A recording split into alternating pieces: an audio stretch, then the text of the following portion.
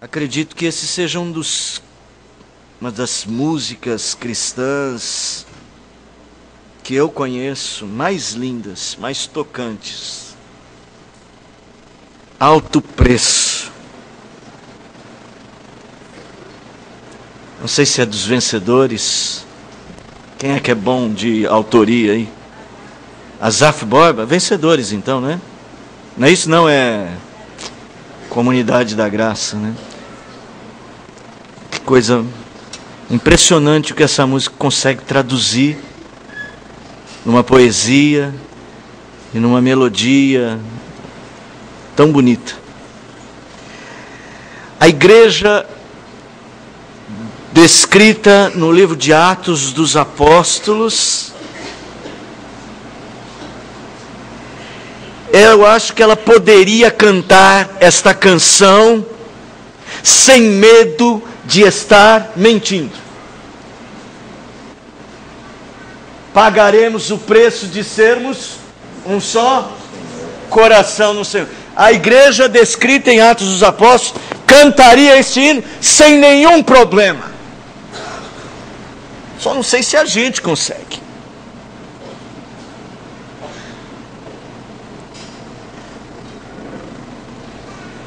Aliás, eles não só cantariam que pagaremos o preço, não.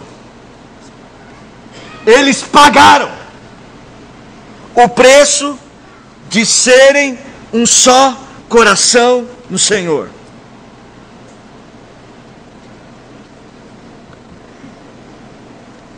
É impressionante o ministério desta igreja. Não havia crentes que desistiam da igreja por pequenos problemas, ou que trocavam a comunhão para ter comunhão com o mundo. Não que a igreja não tivesse problemas, ela tinha problemas. Capítulo 5 de Atos é uma prova. Tinha Ananias e Safira lá. Mas, irmãos, se nós pegarmos Ananias e Safira, o problema que eles representaram para a igreja, e trouxéssemos para os dias de hoje, ia ter gente dizendo: que é isso? Não fizeram nada. Ao contrário, eles ajudaram. É que o padrão desta igreja era o padrão do Espírito Santo e não dos homens. O texto que nós vamos ler e vamos meditar esta noite fala um pouco sobre este padrão. Eu acredito que o título que eu dei aí no seu boletim está muito pragmático: resultados de uma igreja que vive no Espírito Santo. Acho que é muito pragmático dizer isso. Acho que a gente devia pensar assim: o ideal de uma vida espiritualmente saudável. Que o que a gente precisa é de uma igreja espiritualmente saudável, de famílias espiritualmente saudáveis, e crentes espiritualmente saudáveis. O que nós precisamos é de uma vida cristã autêntica, coerente com a palavra, fruto do ministério do Espírito Santo. Acredito que podemos dizer que o ministério daquela igreja, o impressionante ministério daquela igreja, era resultado do ministério do Espírito Santo. Então vamos a esse texto e vamos meditar nele, buscando estes elementos da vida com Deus espiritualmente saudável. A igreja, verso 31, a igreja, na verdade, tinha paz por toda a Judéia, Galiléia e Samaria, edificando-se e caminhando no temor do Senhor, e no conforto do Espírito Santo, crescia em número. Senhor, nós precisamos ter aberto os nossos olhos do coração Primeiro, para ouvirmos a tua voz. E segundo, para olharmos para nós mesmos com transparência, com sinceridade. Para podermos fazer uma autoavaliação diante da tua palavra. Nos ajude, Senhor, a ter esse texto como um espelho da nossa alma. Então fala ao nosso coração. Conquista o coração do teu povo com a tua palavra. Nós oramos no nome de Jesus. Amém.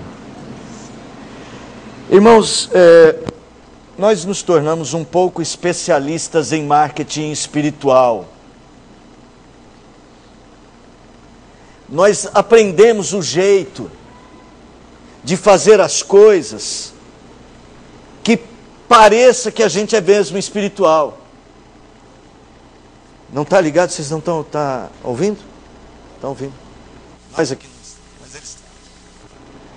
Nós parece que pegamos o jeito da coisa. A gente sabe fazer oração, sabe cantar, compor. Nós sabemos impressionar as pessoas com uma oratória espiritual. Nós até sabemos fazer a igreja crescer. Nós temos tudo. Nós temos a ciência do milagre.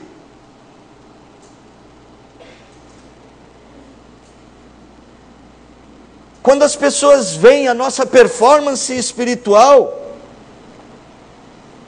e pensam que realmente nós estamos vivendo totalmente para Deus,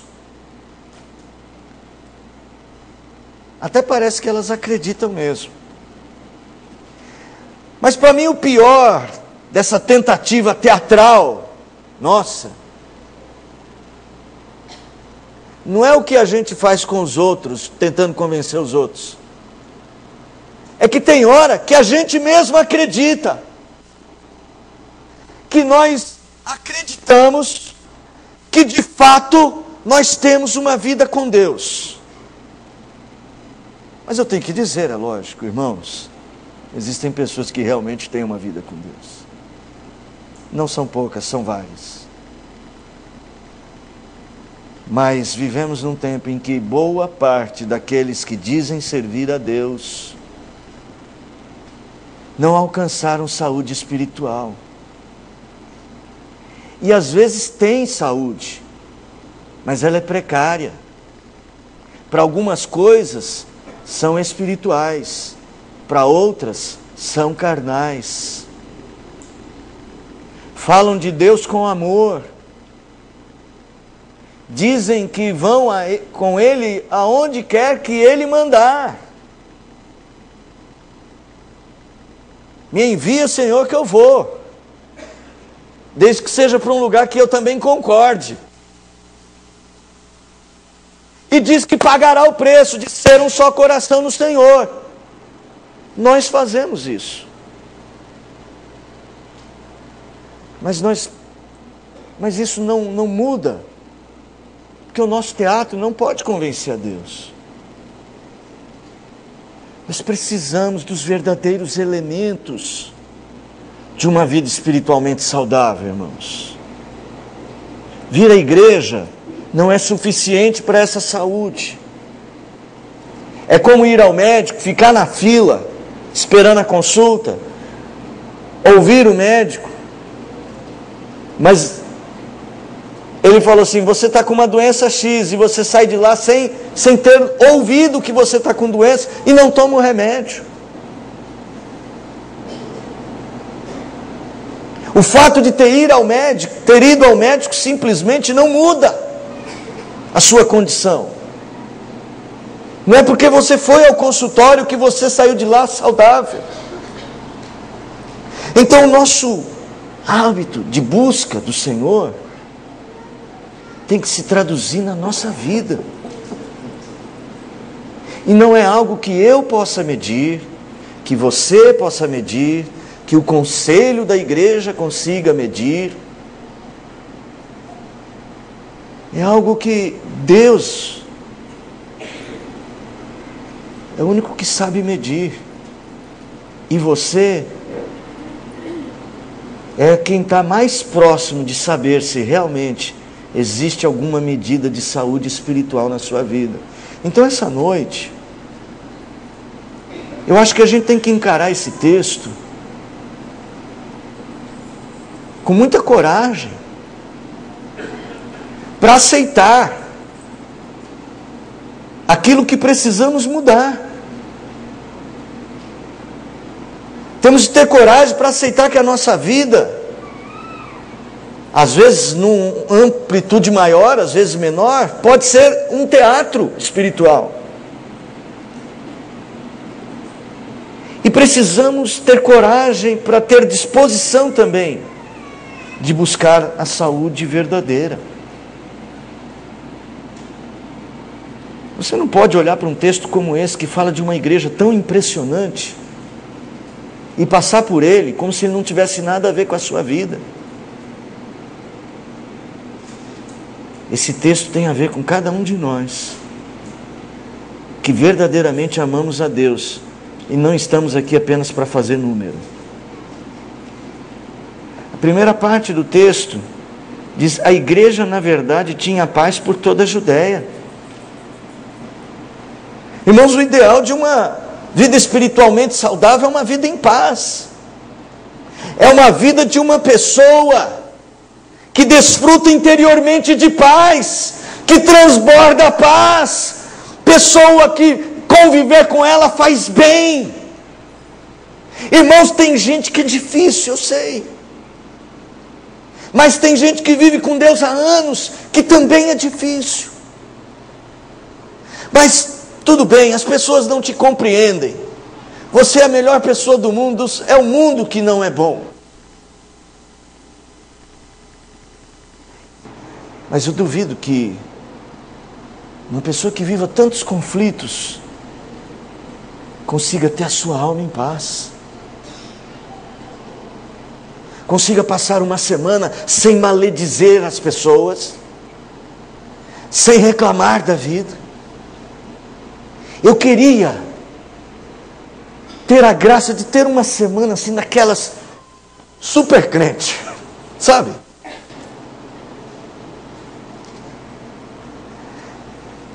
Quando Lucas constrói essa frase, a igreja na verdade tinha paz por toda a Judéia, Galileia e Samaria. Irmãos, aqui você tem que lembrar o seguinte: lembra que Lucas não viveu esta igreja, ele viveu depois.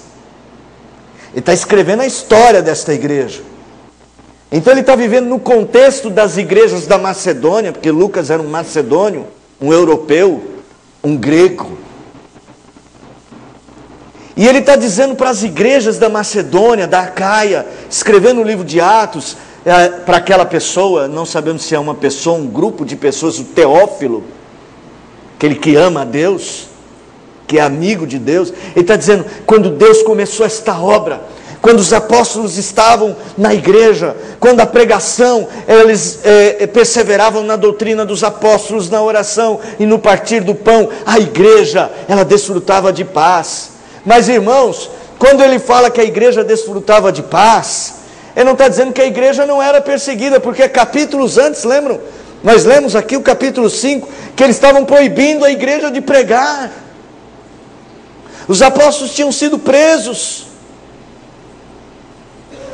Lucas talvez estivesse dizendo para as pessoas que vão ler este livro, primeiramente, e para nós também, que era uma paz de um nível diferente.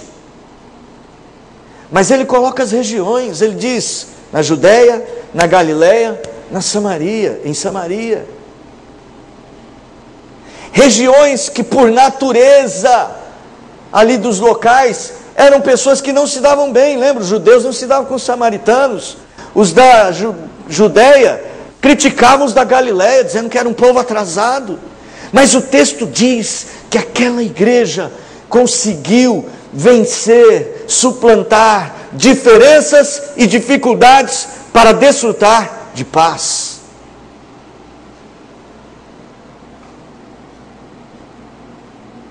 Ele usa o termo a igreja. Veja, às vezes ele usa o termo a igreja de Jerusalém, a igreja de Corinto. Mas ele está dizendo que não importa se está na Galileia, se está em Samaria, se está na Judéia, era a igreja, era o corpo, era a irmandade da fé, era a família de Deus. Havia na relação das pessoas paz, e as pessoas estavam em paz. Esse, na verdade, é uma espécie de conclusão. Portanto, era como se ele dissesse assim, quando a igreja estava pregando o Evangelho, quando a igreja chegava a um lugar, e quando a igreja ela mudava a um lugar, ou ela era perseguida em um lugar, ela conseguia continuar. Portanto, porque ela estava vivendo em paz, tinha paz. Toda a igreja, por toda a Judéia, Galiléia e Samaria, tinha paz. Paz não é um bem que se põe numa gaveta ou num armário.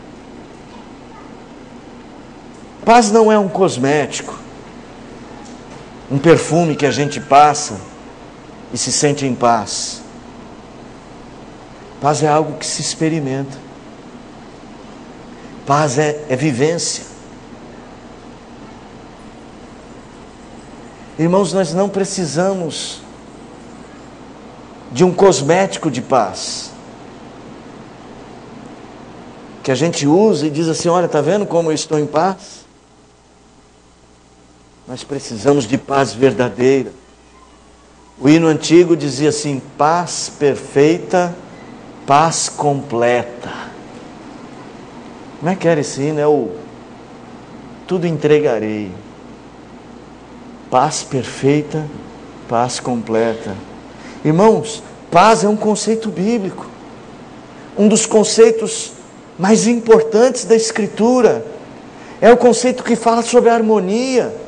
A Bíblia diz lá no Salmo 122, orai pela paz de Jerusalém. Reine paz dentro dos teus muros e prosperidade nos teus palácios. Por amor de meus irmãos e amigos, eu peço, haja paz em ti, ó Jerusalém. A Bíblia diz, um menino nos nasceu, um filho se nos deu, o governo está sobre os seus ombros, e o seu nome será Maravilhoso Conselheiro, Deus Forte, Pai da Eternidade e Príncipe da Paz. Para que se aumente o seu governo e haja paz sem fim em Israel. E Jesus Cristo, deixo-vos a paz, a minha paz vos dou. Irmão, nós temos que ter coragem para encarar o nosso coração e descobrir se ele tem ou não essa paz. E como igreja nós também precisamos dela. Qual é a sua colaboração para a vida em paz no seu lar? Como é que você está colaborando para que o coração de seu filho tenha paz com Deus, que excede todo entendimento humano? Ou o contrário, como é que você está colaborando para que não haja paz? É com as suas palavras? É com o jeito como você trata as pessoas? É com as suas afirmações? É com o seu egoísmo? Como é que você destrói a paz que Cristo dá? Nós precisamos mesmo dessa experiência, de buscar isso como um ideal de vida. Nem sempre os crentes vivem em paz, nem sempre a igreja vive em paz. Algumas vezes a gente privilegia as coisas que não trazem paz, são as coisas que marcam. Ah, eu não estou em paz, porque isto. Quando tantas coisas, tantas outras colaboram, deveriam construir a nossa paz, nós nos apegamos ao que destrói. Parece que há uma inclinação destrutiva dentro do nosso coração. Parece que nós amamos mais as trevas do que a luz. Ah, mas foi isso que a Bíblia disse. Aquela igreja tinha um ministério impressionante. E uma igreja com um ministério impressionante tem que ter esse ideal de paz. Mas uma igreja é só uma instituição quando a gente olha para ela sem olhar para nós. Porque quando a gente olha para a igreja, olhando primeiro para nós, ela é um organismo do qual nós fazemos parte. E ele tem que desfrutar de paz. Precisamos olhar para esta igreja, para este texto, e lembrar que ele é para nós. Devemos desejar este ideal de paz. Mas tem uma outra frase tão importante quanto essa primeira, em que Lucas diz assim, que a igreja tinha paz por toda a Judéia, Galiléia e Samaria, edificando-se e caminhando no temor do Senhor. Irmãos, eu sei, parece que os pregadores ultimamente estão gostando de citar o grego, né? Mas eu tenho que citar. Sabe por quê? Porque a palavra grega para edificando-se é oikodomene. Difícil de falar porque ela é extensa. Que vem de oikos, casa. A mesma palavra que dá origem para a ideia de ecumênico, oikomênicos. É construir casa, é isso que ele está dizendo. Edificando-se é construindo casa. Que? A igreja tinha paz por toda a Judéia, Galiléia e Samaria, construindo casa? É fazendo da igreja, fazendo da comunhão, fazendo um para o outro lugar de abrigo. A nossa fé deveria nos transformar em lugar de abrigo para os nossos irmãos. Oikodomone porelmene, caminhando e construindo casas, edificando e caminhando. Essa ideia de caminhar é a ideia da missão da igreja. Ide. Aliás, em Atos dos Apóstolos, no capítulo 9, aí pertinho, no verso 2, diz o texto que a igreja era conhecida como as pessoas do caminho. Era um pseudônimo da igreja, os do caminho. Eram pessoas que caminhavam, não porque elas estavam sempre na estrada, andando. A ideia de Lucas é dizer que eles cumpriam a missão deles e eles entendiam que parte dessa missão era fazer da sua comunhão uma casa para todo mundo. Um lugar de abrigo. Essas duas palavras dão uma noção clara de que os irmãos entenderam que o verdadeiro trabalho de uma igreja, realizar a obra do Senhor, é construir uma casa de comunhão. E não é à toa que o capítulo 4, no verso de número 32, destaca isto. Da multidão dos que creram, era só um, o coração e a alma. Irmãos, aquela igreja crescia na comunhão e no partir pão. Irmãos, todos nós temos defeitos e dificuldades para viver. Não sei o que está acontecendo com esse nosso século, que as pessoas querem viver só.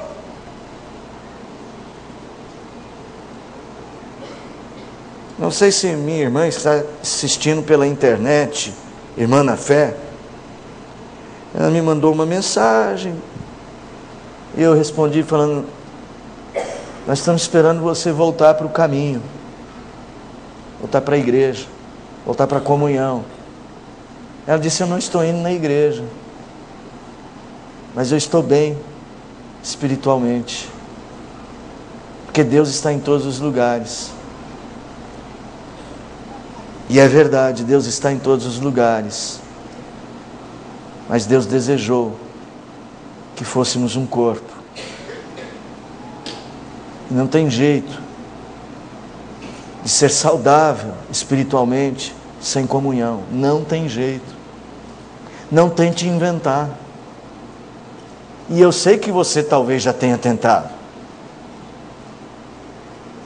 E você talvez já tenha falado, ai, não vai dar, não dá. Não dá para viver em comunhão. Eu uma vez usei um exemplo num acampamento de jovens, que crente é igual porco-espinho. É difícil ficar perto. Mas gente, como é que porco-espinho tem filhotinho se eles têm que se aproximar bastante? E não é teoria não, tá? Não é minha teoria porque eu não sou do ramo. Mas eu imagino que pelo menos eles têm que dar um jeito dos espinhos. Vamos ter espinho. Mas é com eles que nós nos tratamos. É isso que nós precisamos, irmãos. Saúde espiritual é vida de comunhão. Mas de onde vinha a força moral desta igreja para viver assim? De onde eles retiravam esse poder, esta energia, os elementos que fortaleciam essa atitude corajosa de comunhão? Onde eles achavam este poder? E o texto diz assim, que eles construíam casas, lugar de habitação, caminhando no temor do Senhor. O que movia essas pessoas é que eles tinham um olhar para Deus e eles entendiam quem verdadeiramente é o Senhor da sua vida. O temor do Senhor é o princípio da sabedoria. Abra lá em Provérbios, capítulo de número 1. Isso é o Salmo 111 que diz, mas Provérbios 1:7 repete. Se você abrir, vou ler esse versículo. Vamos ler juntos Provérbios 1:7. Espera aí. Tinha marcado Atos.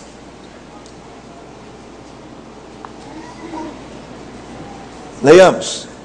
O temor do Senhor é o princípio do saber, mas os loucos desprezam a sabedoria e o ensino. Vou fazer assim, sem comentários. De que lado você está? Dos sábios ou dos loucos? Responde para você mesmo. De que lado você está? Do que constrói comunhão? Do que vê a sua missão e vê o carro-chefe da sua missão construir casas de comunhão? Relações? Ou não? O temor do Senhor é uma atitude do coração, irmãos. É o quebrantamento reverente diante de Deus e da palavra. Soldado, quando vê se aproximar o superior, ele já logo se coloca em posição de sentido e bate continência. Eu não fiz exército, não fui. O exército não me aceitou, disse que não servia para eles. Problema deles, eles perderam um excelente descascador de batatas. O soldado bate continência para o seu superior. Bom, mas isso se aprende pelas regras do exército, né? Eu queria que o crente, de fato, quebrantado, batesse continência a Deus, se perfilasse e dissesse: Tu és Deus e eu sou pó. Acredito que falta temor do Senhor, é um mal do nosso século. É o mal da igreja.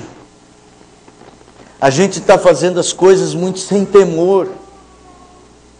Parece que nós estamos no controle das coisas e do jogo. A gente toma a nossa vida espiritual nas nossas mãos. A gente escolhe. A gente determina o que quer. Isso não é temor. Isso é ter outro Senhor. O temor é a humilhação. É colocar-se aos pés do Senhor. E dizer que nem Jesus: eu quero que o Senhor passe o cálice, mas se não tem jeito, eu bebo. Irmãos, aquela igreja, ela desfrutava de paz, porque ela vivia nesse temor. Então ela cumpriu o seu papel. E para cumprir os nossos papéis nesta vida, nós precisamos de temor. Nós não podemos viver para nós mesmos, porque nós fomos comprados. Nós lemos hoje aqui, nós somos habitação do Espírito Santo. Nós fomos comprados para sermos dele. Não podemos fazer com o nosso corpo, como diz a Escritura, o que bem entendemos.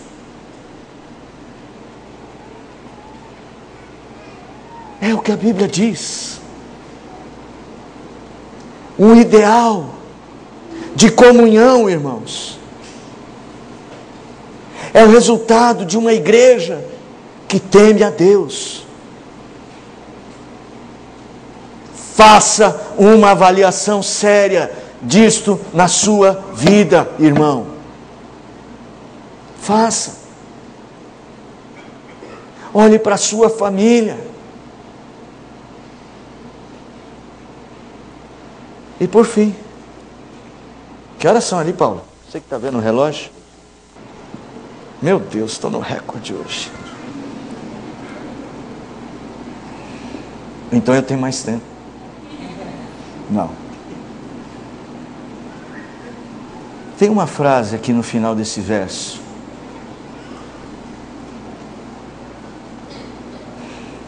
Que completa essa ideia. A igreja, na verdade, tinha paz por toda a Judéia. Que ela construía sua comunhão, cumprindo a sua missão, porque ela tinha temor do Senhor, e no conforto do Espírito Santo crescia em número. Faça a leitura deste versículo, que assim, às vezes as pessoas leem assim: caminhando no temor do Senhor e no conforto do Espírito Santo, vírgula, crescia em número. Eu acho que são dois conceitos distintos. No conforto do Espírito Santo, crescia em número. Aliás, não tem a palavra número no final desse versículo no original. Só tem a palavra crescia, que é do verbo plerol, tornar-se completo, pleno. Os tradutores entenderam que essa era a intenção de Lucas, é porque plerol também pode dizer assim, crescia numericamente, ela se completava.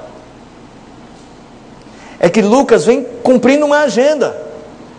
Essa primeira parte de Lucas está sempre falando: olha, Pedro pregou, 3.000 batizados. Pedro curou, muita gente, cresceu o número dos que vinham para a igreja. A igreja estava lá em Jerusalém perseverando, e o Senhor acrescentava dia a dia os que iam. Então o tradutor falou assim: esse crescia aqui é a agenda de Lucas, dizer como a igreja expandiu. Eu não tenho nada contra, mas acho que o conceito pode ser maior ainda.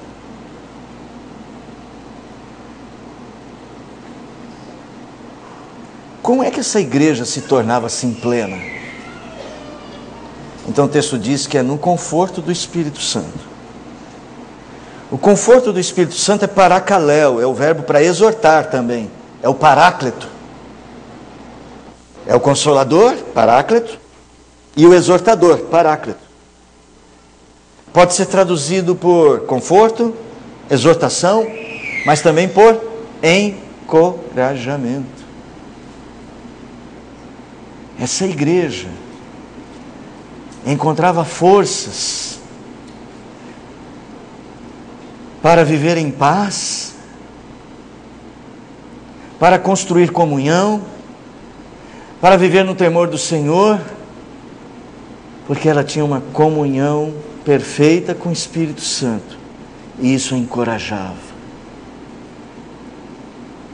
Eles tinham sensibilidade para entender a vontade do Espírito. Por exemplo, olha só como eles tinham sensibilidade. Capítulo 13, verso 2.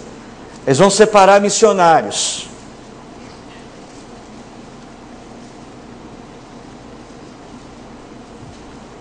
E servindo eles ao Senhor e jejuando, disse o Espírito Santo: separai-me agora Barnabé e Saulo para a obra a que os tenho chamado. Elas tinham sensibilidade. Eles tinham verdadeira comunhão com o Espírito. Não eram crentes que estavam lendo a Bíblia de vez em quando, que estavam tendo vida de comunhão de vez em quando. Eles estavam orando, eles estavam jejuando, eles estavam servindo. Então eles conseguiam discernir a vontade do Espírito. E até quando eles tinham brigas, eles resolviam na direção do Espírito Santo. Olha aqui, capítulo 15. Tem lá a discussão, judeu, grego, circuncida, não circuncida. Eles se reúnem, eles discutem, as partes falam, têm posições contrárias, mas um parecer une toda a igreja. Une toda a igreja. Verso de número 28 do capítulo 15. Pois pareceu bem ao Espírito Santo e a nós não vos impor maior encargo além destas coisas essenciais. Que sabedoria! Sabedoria para pôr um ponto final em uma discussão, guiados pelo Espírito. Sabedoria para juntos decidirem a direção certa. Isso precisa de comunhão com o Espírito. Esse é o ideal de uma igreja com um ministério impressionante. É uma igreja que busca encher-se do Espírito, irmãos. E isso a gente não faz em 1h30, 2 horas de culto.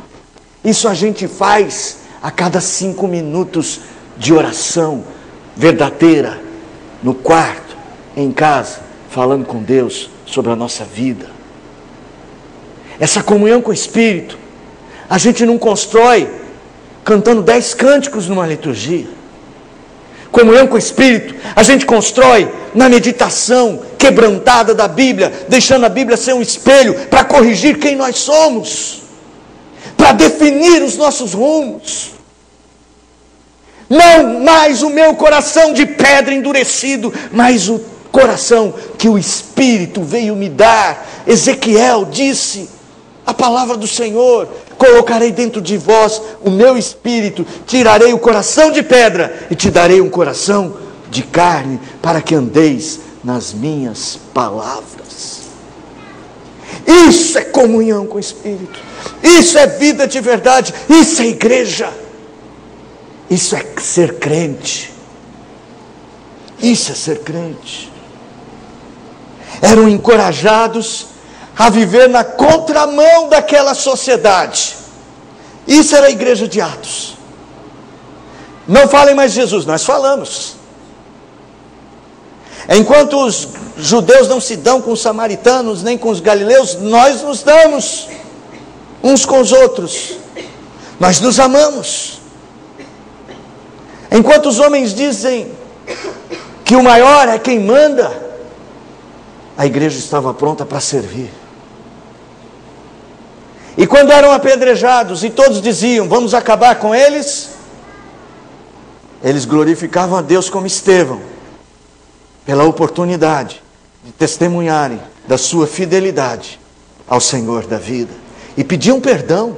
Pai, perdoa-lhes. Não foi isso que não foi bem assim que Estevão falou, né? Deixa eu ver como é que foi que Estevão disse. Capítulo 7, versos 54 e diante.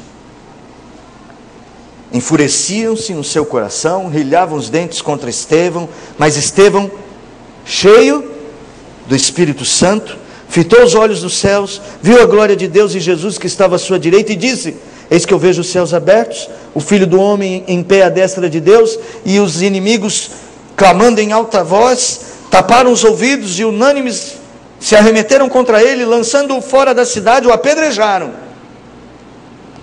E enquanto o apedrejavam, verso 59, Estevão, que invocava e dizia: Senhor Jesus, recebe o meu espírito.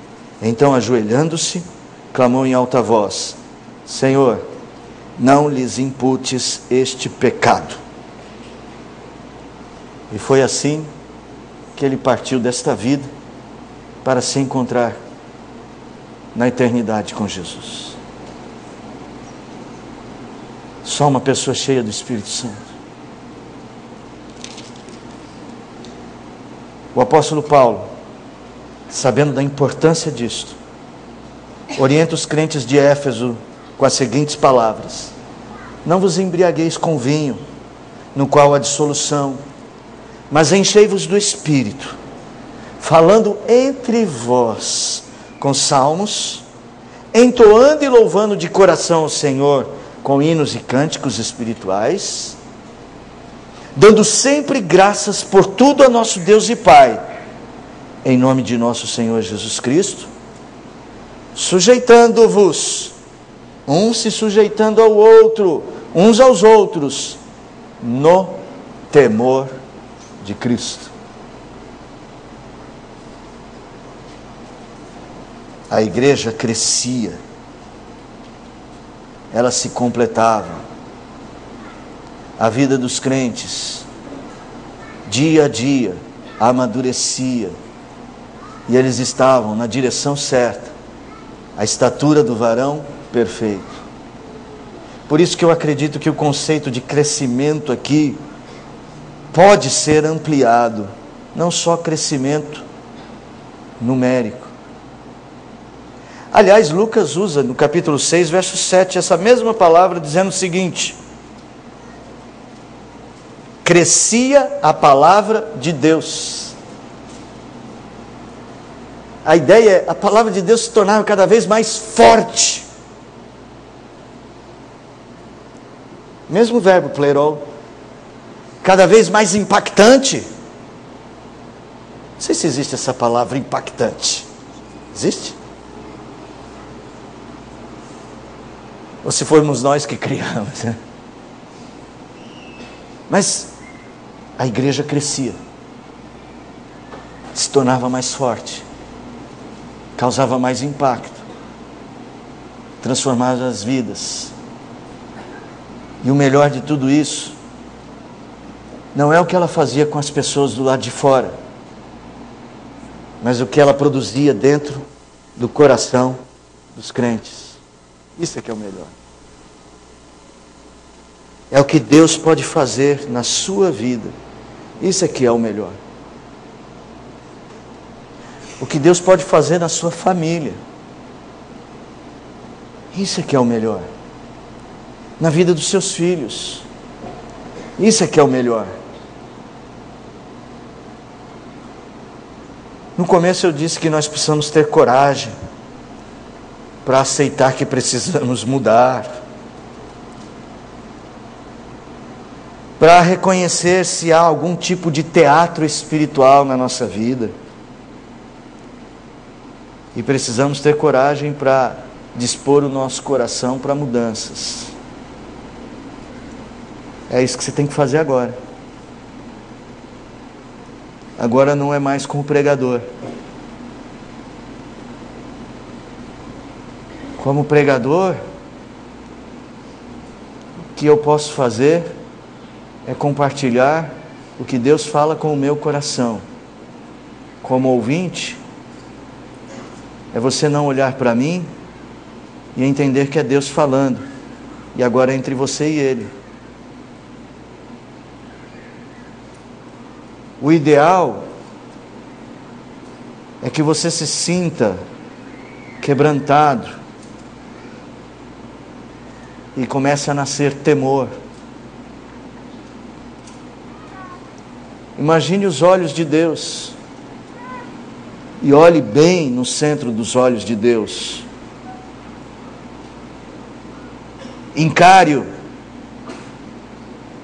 como se você pudesse ver os seus olhos e ao mesmo tempo a sua boca falando. Devemos fazer isso de forma pessoal, mas também coletiva, porque nós somos uma igreja. Nós devemos pedir perdão pelas coisas que nós erramos, pessoal e coletivamente.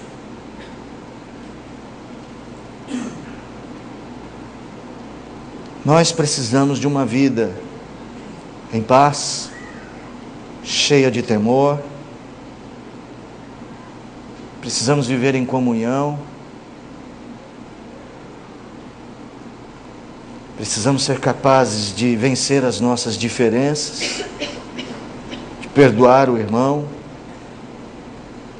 de buscar o crescimento, o amadurecimento e a presença do Espírito Santo.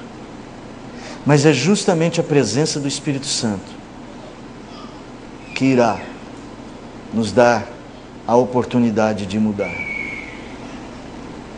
Porque nós não podemos fazer isso sozinhos.